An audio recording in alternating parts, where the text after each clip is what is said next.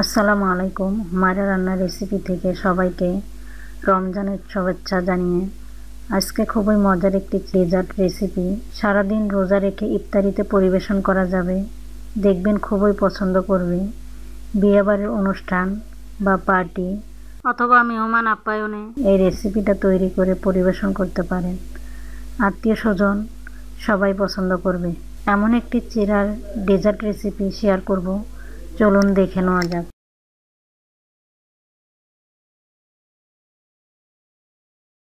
আর আমি চুলায় একটি মিল্ক প্যান বসিয়ে দিয়েছি আর দিয়ে দিচ্ছি 1 লিটারের বেশি হবে লিকুইড গরুর দুধ। আপনারা চাইলে গুঁড়া দুধ দিয়েও তৈরি করে নিতে পারেন। এখন জাল করে দুধগুলোকে কিছুটা ঘন করে নেব। এজন্য চুলার জাল ধরিয়ে দিয়েছি।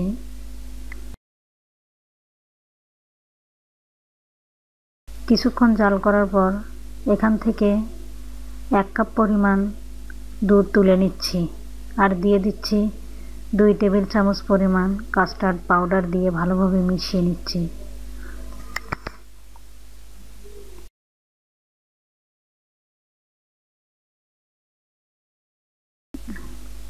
এ পর্যায়ে দিয়ে দিচ্ছি 2 টেবিল চামচ পরিমাণ গুঁড়া দুধ।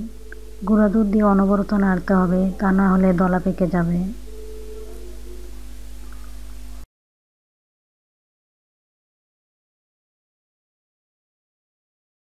এখন দিয়ে দেব 1/2 কাপ পরিমাণ চিনি।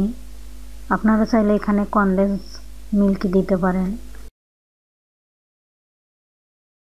মিষ্টি আপনারা আপনাদের পছন্দ মতো দিয়ে নেবেন।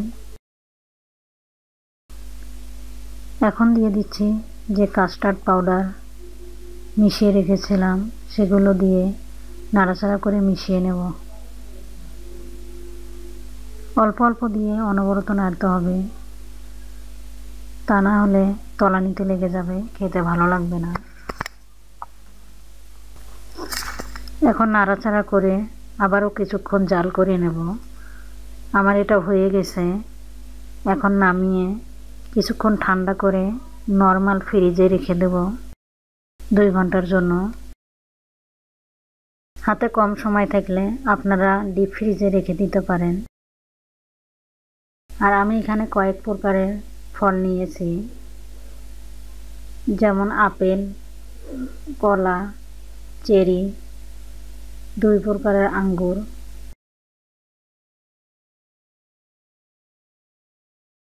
আঙ্গুরগুলো আমি এভাবেই করে কেটে নিচ্ছি। আমি কিছুটা লম্বা করে কেটে নেব আর কিছুটা গোল গোল করে কেটে নেব, দেখতে সুন্দর হবে। এরকম করে সবগুলো আঙ্গুর কেটে নেব।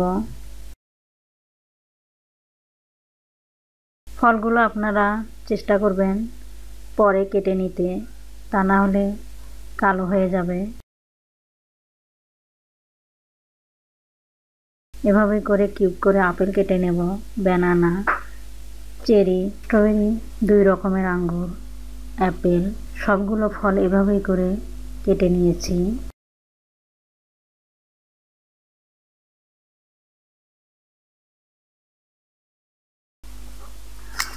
আর এখানে দিয়ে দিচ্ছি 1 কাপ চিড়া। চিড়াগুলো আমি আগেই ভিজিয়ে রেখেছিলাম। এরপর একে একে সবগুলো ফল দিয়ে দিচ্ছি।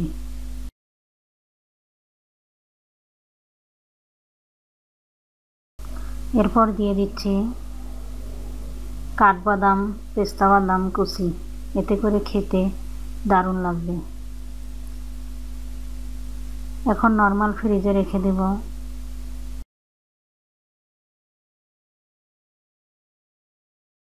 খুবই লোভনীয় দুর্দান্ত রেসিপি।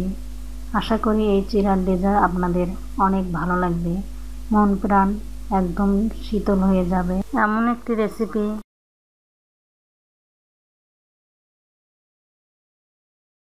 আশা করি সবার অনেক ভালো লাগবে। আর যদি ভালো লাগে একটি লাইক দিয়ে শেয়ার করবেন, কমেন্টস করবেন, সাবস্ক্রাইব করে বেল বাটন অন করে দিতে ভুলবেন না। ধন্যবাদ, ভালো থাকবেন।